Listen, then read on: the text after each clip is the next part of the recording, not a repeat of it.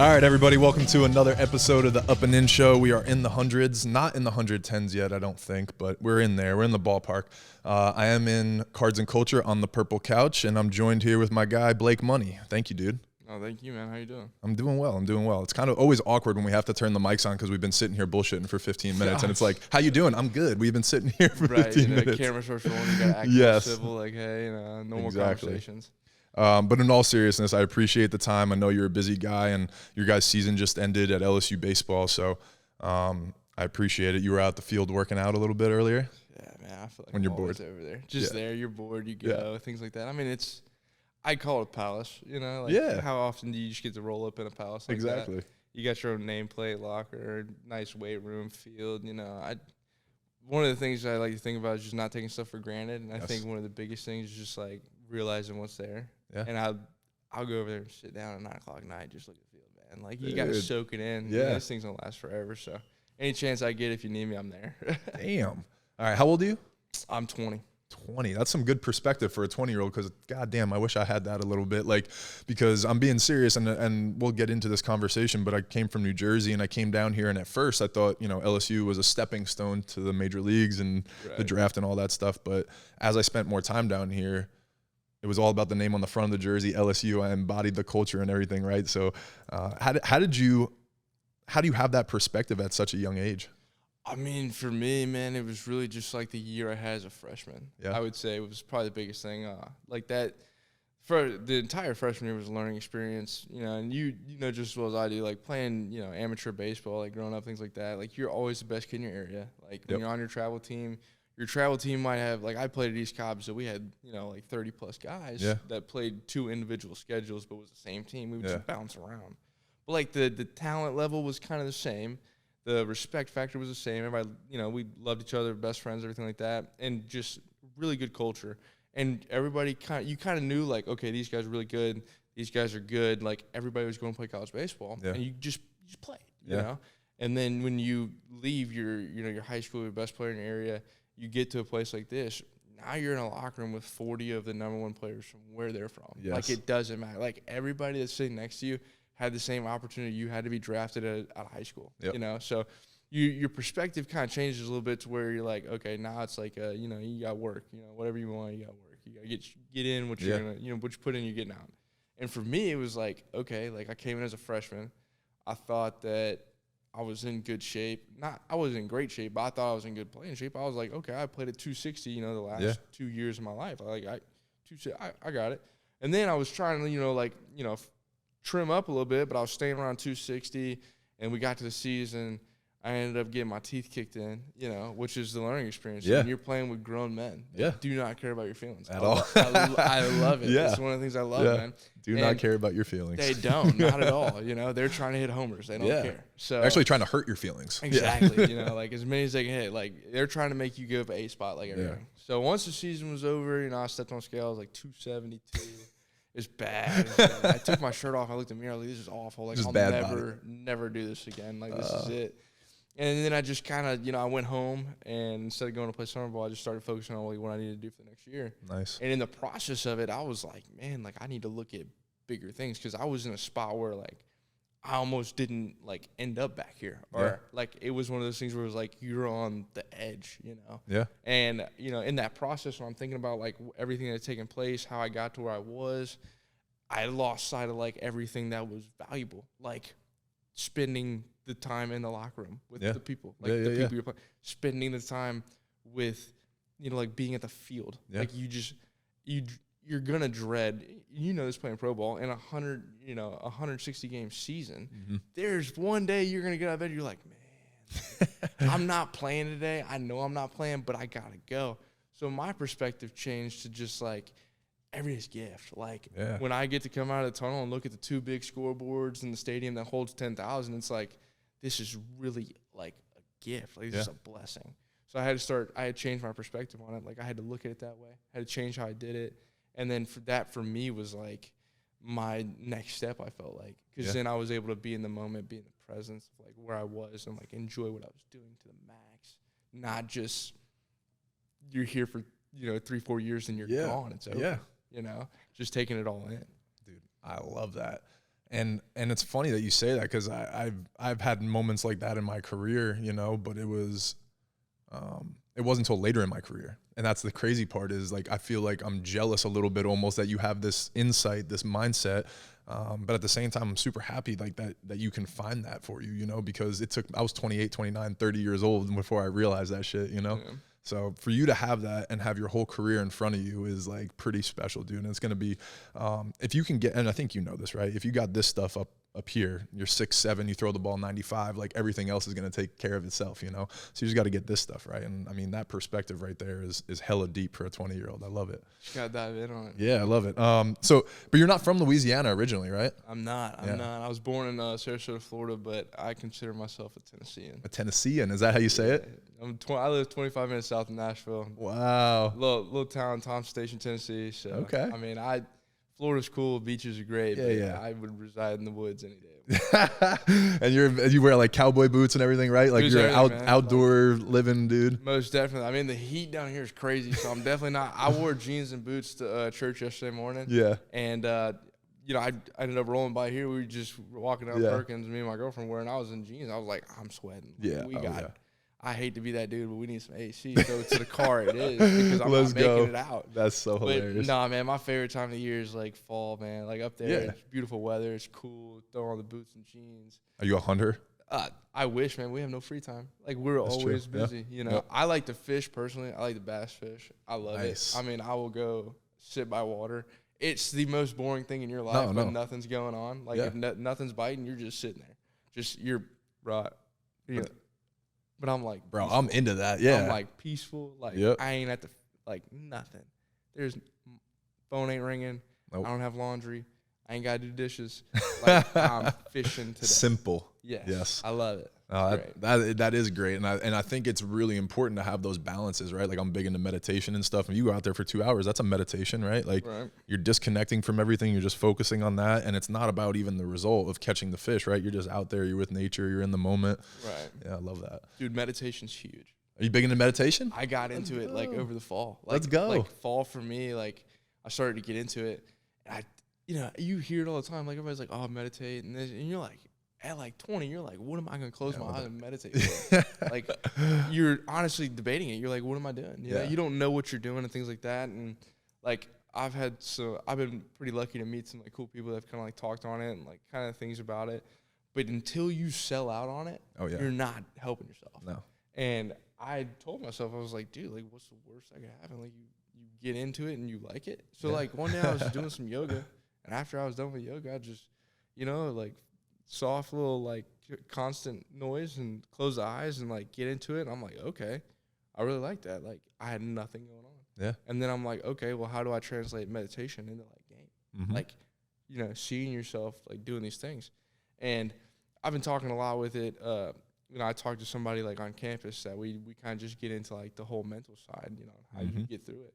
And the next steps that I want to take in like meditation is like, how do you get so good at it where your meditation stays the same throughout the course of a year? Yeah. Because preseason meditation, that early season meditation is great, but it's like that meditation at the next step is like in the end of the year when you've already gone through 50 and everybody's tired. Yeah. Tired's not, it ain't the answer, it's not the result, but how do you turn your level of focus up to like, you have this whole year, everything's going on. When you close your eyes, how do you see the best version of yourself always? Yeah. Like, and it's locked in focus. But I think meditation is tremendous. Like, I love it. I think it's great. Dude, I love hearing that from a young buck. Like, I had Mikhail on earlier in the year, and he talked about how you guys had like a breath coach come in and kind of like teach you different things. And to me, when I really started understanding what meditation is, what it does for your brain, like the science behind it, because I was the same way. I'm a big, like, I need empirical evidence. Like, give me enough of this anecdotal shit, like I need evidence. So I started reading a lot of books about how meditation literally changes your brain. You should read this book called Flow. I don't know if you've ever read it or if you're into reading or audiobooks and all that, but I'm about to get really into reading. Let's go. This book Flow you'll like, because technically when you're pitching and you're locked in the zone, right? Mm-hmm. That's technically called flow. And we have now evidence that shows, like, there's fMRI results that, like, people put up to their brain, and The same way that when you're pitching 6 innings or 7 innings and you're in the 7th and you're locked in and you're like, just give me the ball and you're going, and you don't think about anything. Right. That's flow. And that's the same thing about meditation, right? Like you sit down and you try to disconnect from anything. And once the thoughts stop coming and you're just there and you're just pure consciousness, that's flow. And it's doing the same thing in your brain as when you're pitching 7 innings and you're kind of in that thing. So I'm like, wait, if I can get there by sitting down and like training my brain to get like this, right, I can pick up when I'm in flow and stay in there. And then more importantly, I can figure out when I'm out of flow, right? So a pitcher, you know that, like you're out of sync. You're like, how do I get back into that quicker, right? That's a huge tool for you guys. Right. No, that flow stuff makes a difference, man. It's crazy. I'm going to give you that book, and if you want to read it, it'll be cool. I'm definitely going to I've never been really big on reading and things like that. And I mean, shoot, I ain't really been big on anything. The last couple of years, I've like started to learn like, hey, like this stuff is for real. You know, if you get into it, really beneficial. So I want to, you know, the more I can learn like now, I think it's more beneficial than, you know, a couple years down the road. Absolutely. Well, I mean, like you said, you're into the fire now. You're with the big boys, and it's like a lot of other guys throw 95. Maybe there's some other guys that are 6'7", right? Like, and all of a sudden you're like, how do I separate myself? Right. And this is the way to do it, you know? And when guys are going back to the crib and playing video games, or they're going out to the bar, maybe you're getting a couple extra hours sleep, or you're listening to a guided meditation, going to, you know, being like, nah, I'm the guy for tomorrow, you know, like that kind of stuff. So no, I mean, that's true. I mean, you know, you talk about that next step. I got 2 younger brothers, and I tell them all the time, like, tools only separate you so much. And then when you're at this level, everybody's the same. So, like, you know, you got to find your separator. And I feel like everybody thinks it's crazy when athletes talk about, like, you know, stuff like, you know, Kobe Bryant coming out at 17, like that video clip that's been all over TikTok and stuff. Like, oh, my name's Kobe Bryant. I just spend my time dribbling in my rec room till I go to sleep. Like, I don't go to parties. It's real. It's real. If you want to do that, that's the sacrifice. You know, like, you have to do it. Like, everything's great. Going out's probably fantastic. You know, spending time with friends, fantastic.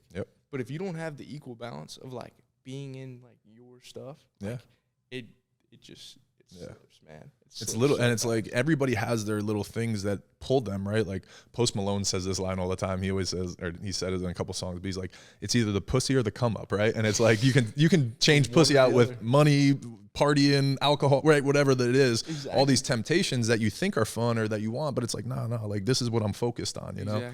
So it's really, you prioritize what you want, you know? And, but I was distracted real quick by you saying your younger brother, because your last name is Money, right? Yeah. Is your brother's name Cash? Yeah, dude, he is. He's a G. He got lucky with that one. Yes. Well, the crazy thing is, does he play ball too? He does. Yeah. He does. Yeah. No. So I got 2 younger ones, Logan and Cash. Cash is a freshman in high school. Okay. Logan's a sophomore. Nice. They're like 16 months apart, so like they're built-in besties, like growing up. Me and my sister, I got a sister that comes here too. She's a year older than me. I actually met her too. She interviewed me before you came here. That's how I knew the younger brother's name was Cash. Yeah, no, she's super involved in sports and everything. Yeah. She's Bill Franquez is our SID, and like, you know how they have the students that work underneath them. So she's one of those students that work in a bunch of different sports. But so it's kind of like the built-in best friend thing. Like me and my sister are besties. My brothers are besties. His whole fam's besties. That's cool. But yeah, he's Cash, man. Like, and he lives up to the name. Like, it's everything about him. He's got the attitude, the sass, he's smart, makes good grades in school, funny. Like, he's got it all going together. And I mean, every one of us kind of has like one thing that specifically works for us. But I mean, that dude gets so much love for his name. What's crazy is like my parents didn't even name him. Me and my sister named him off of a show, and I can't remember the name of the show. I think it was maybe Richie Rich or something. I don't know. Yeah. But they came in and it was like, oh yeah, like we're naming this baby like Maida, and I was like, yo, hold up, like Maida money, like Cash money, like whatever it is. So you're like, if it's a boy, it's Cash. If it's a girl, it's Maida. Oh my God, that's incredible. Cash from the gate. But from that day forward, I'm naming my daughter Maida. Like, it is 100% like my firstborn daughter, Maida money. And I hope one day she sees this clip before it happens. Because I'll be like, I called it back in the day. I'm calling it Maida money, and she.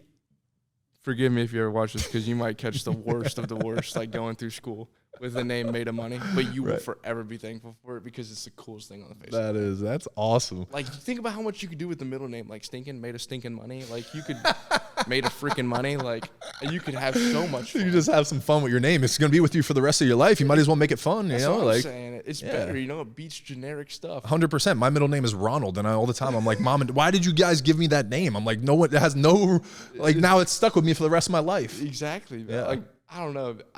John. I feel like I hear John, like every other John. That's like it's just it's so base James. common. Yeah, you're like, no, we can switch it up. Like all these names are like, you know, you hear them all the time. Like my middle name's Benjamin. Like I Yeah. can kind of relate it to money. I was just gonna say that's kind of a slang name for money. Exactly. You kind of getting the Benjies rolling. That's They're it, going. dude. That's hilarious. Oh my god, good last name. Yeah, that's awesome. Are they so any shot of them coming here at LSU? Maybe, man. Like I hope they do. Yeah. I really hope they do. But I've always told them, you know, like do what you want to do. Right, like, right. You know, follow what you want to follow. Like, and I think if I had an older brother, like if I was in their situation, like they eat up a lot of the information that I give them. They really do. That's awesome. But I also know how hard it is for them sometimes to be behind me. Yeah. Because like I've already gone through high school. They're in the same, you know, district that I played in. Like. Yep.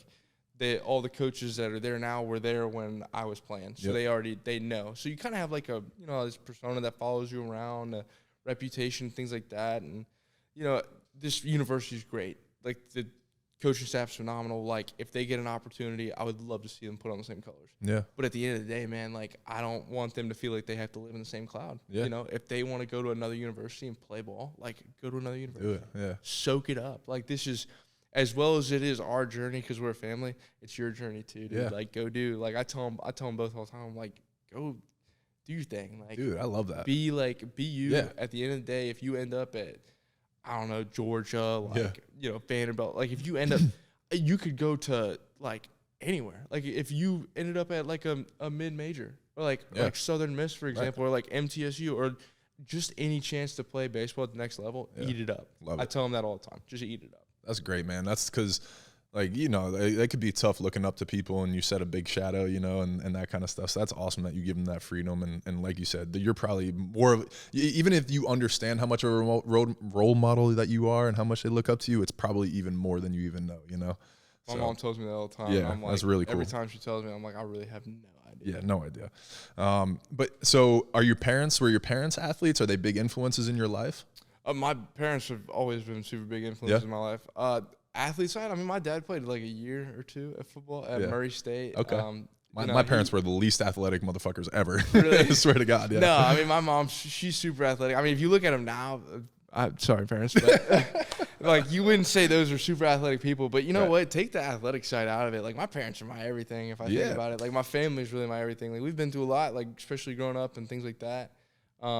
Like I wouldn't trade any of it for the world. And I think about this all the time. Like I think about the year I had last year, and then like the year like started off this year. Like it didn't end hot. Like I still have another year. Like you know, I get to go into this third year, so I'm thinking about the changes that need to be made for this third year to make it special. But when I'm going through this journey and I'm looking at it, I'm like, everybody's always asking me like, how do you do it? How do you do this? I'm like, look at my parents. Like, how do they do what they do the last 20 years of my life? Like they've always provided for me and my siblings. Like they've given us every opportunity that we ever needed. Like even when things are tough, like I've never missed a meal. I've always had clothes on my back. If I had the opportunity to play baseball in a different state, like we was loading the car up and going. Like they weren't saying no. Yeah. And they made ends meet in times like, you know, like they pulled strings. We got everything underneath control. Like seeing them do that for me gives me like every reason to get out of bed in the morning. Yeah. And especially after my first year, like I had a lot of sleepless nights and early mornings, like just from that. I'm like in this mode where like I can't stop, you know, like there's nothing that's going to hold me in this bed longer than 6:30, 7 o'clock. Yeah. Because my parents have already done so much in my life. I got to do stuff for them.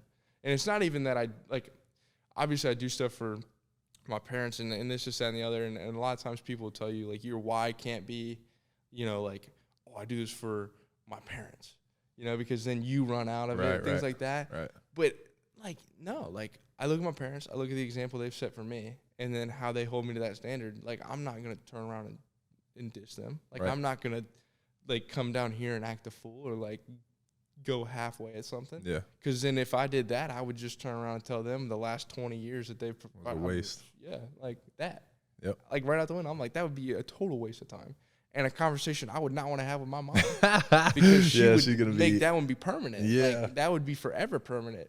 So my parents have always been super big role models in my life. Like, I love my mom, I love my dad. Like, they're, like, this year, I mean, they're running nonstop. Like, I haven't, had a chance to go home just yet. And I just texted my mom, hey, can you send me a schedule for the boys? Like, can I get home?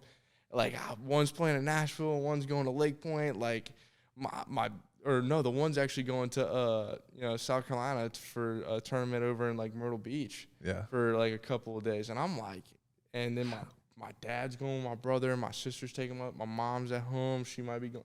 I'm like, I don't even know. And I'm out of the house. Yeah. Like, how are you even doing Parents have superpowers, dude. They really do. Superpowers. They really do. But besides parents, like, on the other side of parents, like, I think about my siblings, too. Like, my sister's a super big role model for me. Like, she's my older sister. She's always taking care of me. Yeah. Like, I'm the baby of all babies. Like, the awesome. Biggest baby. Yeah. I'm down here at school, and she's down here with me. She's taking care of me, making sure I get fed. Like a second mom. Yeah, That's exactly. good. Yeah. It's like, it all works out. But no, she's my best friend, man. Like, we do everything together. We hang out together. Like, I love that. Cook, eat. Really? Yeah, man. That's so cool. We're side by side. Like, we're connected to the hip. We've been that way since we started school in kindergarten, man.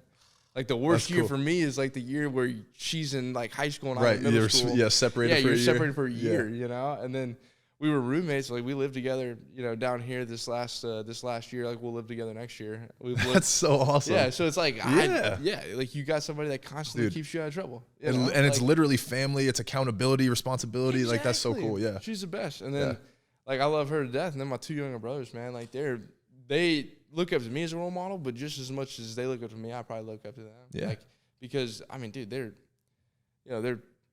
built-in besties. Like, they have, like, what every dude would want. Yeah. Like, somebody who's relative around your age. Yep. Like, you both have the same physical strength. You can go lift together, all this stuff, throw BP, work on all this stuff. They're going through all the same life things, girls, friends, like, all that stuff at the same time. Yeah. 100%. But no, the thing that makes me happiest is whenever I see my family at my games.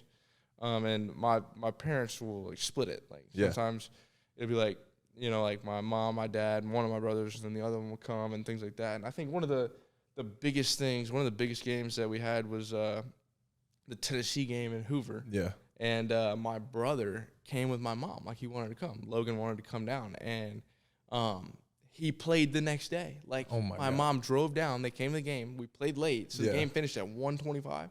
And they drove back home like 2 hours, 45 minutes. He played the next day. Had a great day. Yeah, you probably phenomenal day at the park. But, like, it just means more. It means so much. Like, when your parents and then your siblings want to make that extra drive, like, it made my world after the game to come over and give them a hug, dude. Like, I live for that. Like, you know how cool it is for me to, like, finish a game and then see my brothers, like, right on the other side. Yeah. Or my mom, my dad, my sister. My sister's at every game, so I see her all the time.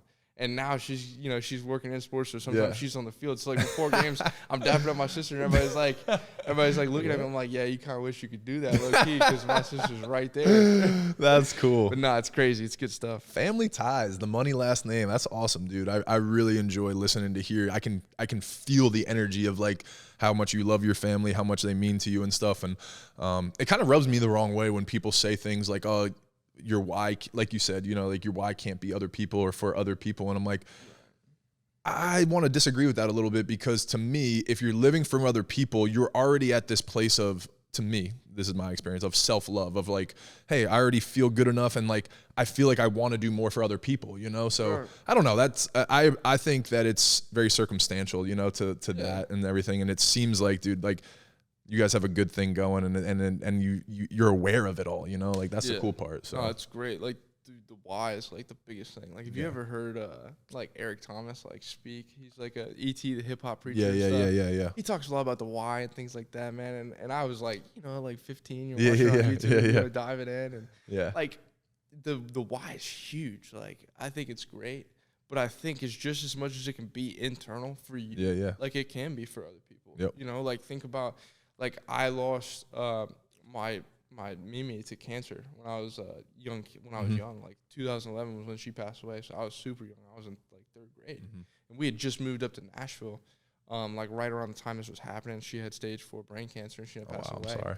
And, like, it was the first time that I'd seen my dad cry.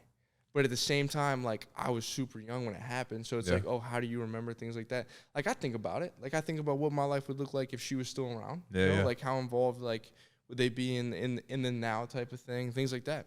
But, like, think about everybody else, like somebody who, loses a family member. Like, you've been in locker rooms before. How many times has somebody lost somebody that's close to them? Like, one of my teammates, Jack Merrifield, he's never really said much about it. Like, you don't go up and ask somebody a question. You kind of, through social media, you kind of see some stuff. I saw him post something today about his dad's heavenly birthday. And, like, Jack's transfer, he's quiet, but he's funny. Yeah. Like, he's just hilarious. Yeah. He always got jokes. Like, we cracking fun all the time. Yeah. But, like, just looking at, like, the message that he wrote to his dad, for his dad, that dude's 110% motivated for somebody who's not with him. Right. That is now, like, in heaven, yep. like, constantly looking over him. That's somebody that he shared his life with. But, like, that why can be whatever you want it to be. I agree. Like, whatever you want it to be. And it's so unique to the individual, too, right? Like, there's things that are even people might not even understand about your own personal experience, right? And the way that other people affect you or make you feel or things like that, So that's the thing that's really interesting to me about the why is, and like just understanding that purpose and like that drive, right? And the way that when things do go bad, having that bounce back of like, oh, this is why I do it, or whatever. Right. This is why I'm going to push through and like why the pain hurts right now or whatever. Right. But that's really deep, man. Yeah, that's cool. I'm going to let you go here in a little while, but I do want to talk a little bit about you've done a great job of just kind of opening up of who you are, and I appreciate that. But I want to talk a little bit about baseball, the actual, the season and stuff. So you talked about your freshman year and, kind of the way that your body got away from you. What were some of the things, because you made a crazy transformation, like we talked about the mental side of things, but who was it? Were there people or, that kind of stuff that helped you get in shape to kind of start the way that you did this year? Because your start was crazy good. Yeah, no, like after last year, we had the selection show. And after the selection show, Maneri called me in his office and he goes, "Hey, dude, you're going home." And I was like, it was like bang, bang. It was like the world of emotions for me. Oh, my God. So really? I completely experienced top and bottom in 3 seconds. It was the most surreal thing I've ever experienced in my life. Yeah. Because I knew the roster was getting cut to like 27. Right. We traveled 30 all year. Like, I didn't miss a travel. I traveled everywhere, on the active, all that great stuff. And then, the 27 hit, and I'm not there. So, like, right when that happened, I called my parents, like, "Hey, I'm coming home." Damn. And I went down to the weight room, stepped on scale, 272. I took my shirt off, took a picture. I was like, I looked at the picture on my phone, and I'm like, never again will I ever look like this. Like, ever. And I just remember going home. I packed up my whole room like hour and a half, like that. I had nothing packed at all. Yeah. Whole thing packed, oil change, hit the road. Like, I'm getting home like 4 o'clock in the morning. Yeah. I walk in, my dad's downstairs. I'm like, what? So normally he's asleep, but he's downstairs sitting at the kitchen table. I roll through the door. And he just looked at me. He like, there's only like, 1 or 2 things you can do. He goes, you can either get up and do it. Yeah. Or you're just going to let everybody who had something negative to say about you win. Oh, my God. And it ate at me, dude. Like, it ate me up. I got like, chills. That's crazy. It ate me up. Like, he said that and then just got up and walked upstairs. Just dropped the mic and was like, now it's on you. He waited for me to come home to say that. He waited, man. That's what he wanted to say. He said chills, it. Dude. That's crazy. It was crazy. Like, second he said that, I went upstairs. Next day I woke up, went on a run. And I'm like, okay, well, how do you lose 40 pounds? Yeah. You got this elephant you got to get at. Like, how are you doing it? One bite at a time. So I literally was like, I'm not going to miss a day. Like, I'm going to do something, like, at least every day. Yeah. My off day, stretch day. Go on a walk. Do something. So I became so, like, obsessive, like, over this, like, get in shape. But it's not, like, I'm doing it for me because it was bad. Right. But at the same time, I'm not going to be able to sleep at night knowing what somebody had to say negative was right. Like, if that came to light, it's going to eat at me the rest of my life. Yeah. I'm thinking about all the stuff that's been said to me, like, all through high school, like, everything. Mm-hmm. And I'm like, all right, perfect. Yeah. Like, I've got everything I need. Yep. So then I'm just going to work. I'm doing it. And then that was the biggest thing. Like, that, what was said to me that night, I'll always carry with me. Yeah. But, like, at the same time, it was, like, the biggest thing that helped me get through the push was my family. Like, just being around my family. Like, I have to wake up. I'm looking at my brothers. Yeah. They're looking at me for an answer. Right. They're watching everything I do. Yeah. If I quit, they quit. Yep. So it's like, don't quit. Yeah. You don't feel good, go. Yep. You got to go. Yeah. If you lay in bed till 10 o'clock, what do they see? You're laying in bed till 10 o'clock.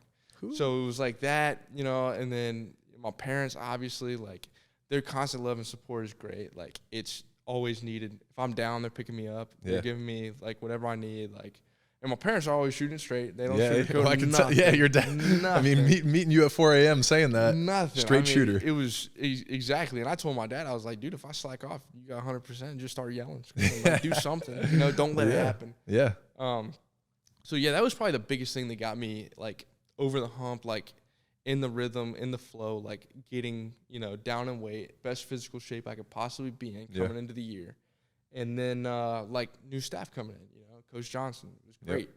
Like he called me on the phone in the summer right after he got the job. A couple days later, he was like, "Hey, dude, like I was watching a video. You're overweight. Like, you're not in good physical shape." He's like, "You and I both know this, but the physical shape you're not in, it's not good playing shape." And I'm like, 100%.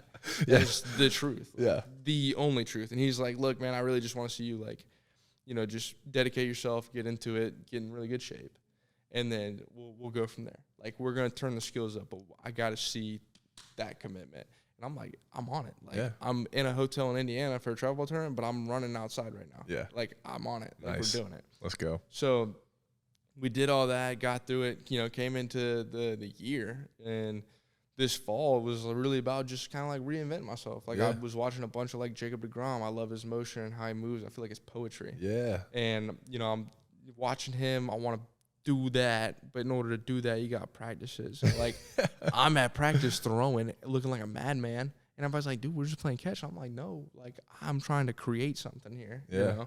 So changing the focus was really big at practice on how I went about things. So like, I love practice. I think it's times to laugh and do all that stuff. But I had enough laughing like my freshman year to the point where I got laughed at. So like, instead of getting laughed at, I had to do something. So like going through it, just turning the focus of the practice, like making sure my catch play was great, making sure I got a routine where I was working out a lot, but I was getting foam rolls, mobility stuff in. Meditation was huge for me. Got really into that. Nice. Big. And then really good fall, like developing relationships with Coach Johnson and JK and everybody on staff. And like doing that was also a big pick-me-up. JK helped me out a bunch on the mound, and then we got into, coming into the season and just off to a great start, And then, like, season was rolling good, a little bit of misfortune here and there.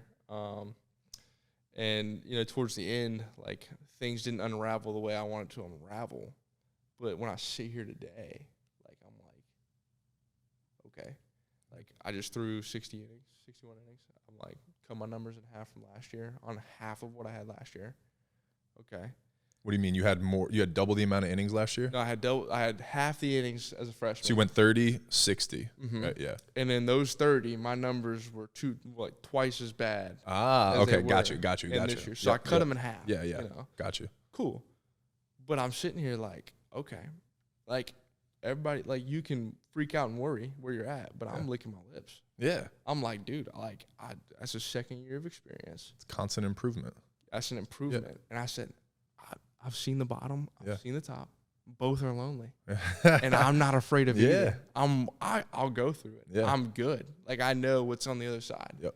I know what it looks like to just drown yourself in workouts and, like, you're killing it in the weight room. You're drenched in sweat. I love it. I think it's great. Yep. I wish people would do it all the time. But it's that little separator piece, man. Yeah. How bad do you want that moment? I love it. And it was great at the beginning. Yeah. It was phenomenal. Yeah. To feel all those moments, know what they feel like. Right. And then you know what the other feels like. Yeah. And then now it's like, I want a full year of that good one. So it's like the thirst, the hunger, like everything that you want is right in front of you. Yeah. And you've tasted it too. Yeah. You've had the taste. Yeah. You know what it's like. But I get to grab it. Yeah. I get to grab it. It's right there. I know what I got to do to achieve it. So I sit down and I look at it and I'm like, go. Yep. It's right there. And sometimes you need to fucking fall. Sometimes you need to get on your ass. Sometimes you need to, like we talked about, your freshman year, you got hit in the mouth, right? But what do? You get back up, you go and lose the weight you need to do, you come in, and you're the guy. Same thing happened. You were going like, dude, we talk about this right now. The stock market is a perfect example. Everybody's panicking right now, right? But if you zoom out, and if you had some cash right now and you wound up investing during this time, if you zoom out 10 years from now, it's going like this, right? So as long as you can manage when they're going down and just get back on that track, right? There's going to be a lot of lessons there. There's going to be a lot of opportunity for growth, right? And that's what I see from you is like, you already did it once from your freshman and your sophomore year. Now you've gotten, knocked a little bit, had some scrapes. now you're going to bounce back and like watch what the next level is. You know what I'm saying? Like, exactly. Yeah. And that's what gets you excited. Yes. That's the best part. I love it. Yeah. I love that. I'm all about the chase, man. Exactly. I love the chase, dude. Like, you know, lions and tigers. I love it. Chase. Good. I love it. If it's 100 degrees outside, we're going. Let's go. Like, I'm not worried about it. Good. I love it. It's great stuff. So talk to me a little bit about some of the physical stuff that you're looking to improve on. I mean, you dealt with a few little injuries here and there this year, so obviously that'll be something. But is there anything on the skill set that, you know, refining a breaking ball, change, any of those kinds of things? No, I mean, the biggest thing right now is I'm trying to put on 15 pounds of clean muscle. Nice. So, okay. So we lost the weight. Now we're putting on some muscle. This is crazy. I've never been in this position before. Put weight back on. No, it's crazy. But no, I'm trying to put on like 15 pounds clean muscle. I'm trying to get my hips super loose. Nice. And you're like, what's that got to do with pitching? But I'm like, got everything. You know, just start throwing a little harder, a little here and there. But, you know, I want to tighten up the slider a little bit. I want to throw the slider harder. Nice. The slider for me, I've never thrown one. I've always been a fastball changeup guy. Yeah. And then I have this like oompy-doom breaking ball that you throw to get people off of it. Right. But I really relied heavy on like two seamers and changeups when I was a kid. I say kid, I'm still a kid, but like to navigate I know through. What you mean. Yeah, you know what I'm saying? Yeah. And then the occasional breaker, just get them off of it. Yeah. And then, no, dude, it's man's league. So like you guys step your game up. So like now it's like, okay, you know, I throw 95, but everybody in the league throws 95. Yeah. So it's like, what are you gonna do to change that? Tighten the slider up. I really want a nice tight slider. I want to know exactly what that pitch is doing when it leaves my hand. Nice. Same thing with the changeup. Love the changeup. I've thrown the changeup, different variations of the changeup, all grown up. Yep. I love it. I think it's the best pitch in baseball. I do too. But I want that pitch so dialed that you don't mess up and hang one and it gets hit 450 feet when you're, you know, on the road in the SEC. Yep. So it's like I want that dialed, and then I want start running two seamers back in there to play with the fastball. So like if I'm throwing, you know, 95, obviously I want to throw a little bit harder. So like say you start bumping 98. Yeah. So say you're 98 with the heater, a little 95, 96 with two seamer, you're getting great depth. Next thing you know, you're throwing this hammer slider, dirty change, you're rolling a 4-pitch mix. But the part that I love and I'm getting ready to like really go in on, I know exactly what's happening at all times. There is no, like, I know when the ball leaves my hand, like this year, I was like, all right, I know I'm going to be in the strike zone. Like, I'm going to fill up the strike zone, but I don't want that anymore. I'm so focused. I want, like, corner. I want, like, corner. I want bottom half. I want, like, I'm throwing this thing in the bottom half, and you're swinging and breaking your back, and I'm laughing. Yeah. Like, that's what I want it to look like, you know? So, and probably more importantly too, when it's not that, feeling it right away, like, oh fuck, that breaking ball popped out, give me it back. I know what I'm doing to like readjust, you know, like that kind of thing. Yeah, no, 100%. I mean, you know that extremely well, especially being in pro ball. Like, margin for error is nothing. Yeah, because and honestly, the bounce back from error, that's the biggest thing. Yeah, exactly. How fast can you get back to that next pitch? And we talked a lot about that. You know, going into the fall, like coming into this one, we had some people come in and speak about that stuff. But you got like 15 seconds to like clear whatever happened. You know, like Andy McKay, he's with the Seattle Mariners. Like he came in and talked to us, and he told us about pretty cool. I didn't know he came. Yeah, he came in and told us about the 15-second intervals. You know, like the team that wins the most wins the best 15-second interval. And I'm like thinking about it, like 15 seconds. Like, what are we doing in 15 seconds? We got the 20-second pitch clock, so okay. But I got something to look at. But it's like, no, you think about it, and you're like, okay. He gave us this question. He goes, if I told you that you were going to play, like, good, like, 50% of the year, like, you knew you were going to play good 50% of the year, or I told you in the course of 100% of your season, 80% of your season, you won 100% of your 15-second intervals, would you take it, yes or no? Yeah. Yeah. Like, you win those small. That's winning baseball. Yeah. Because you throw that pitch. The small things add up so fast. You throw that pitch, great execution, good, it's gone. 15 seconds.